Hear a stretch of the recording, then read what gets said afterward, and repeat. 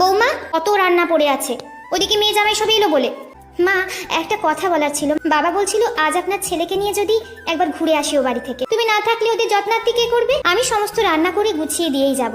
আমার কাছে আমার বাবা মা আমার জীবনের ফার্স্ট প্রায়োরিটি।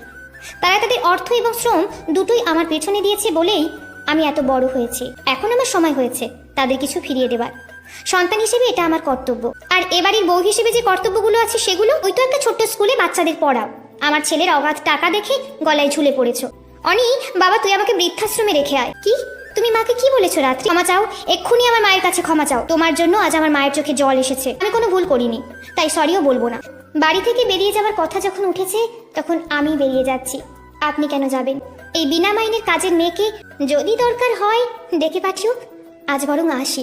বর্তমানে এমন অনেক রাত্রি আছে যারা শত যন্ত্রণা সহ্য করে শ্বশুরবাড়িতে থেকে যায়, কারণ তাদের কোনো যাওয়ার জায়গা নেই বলে।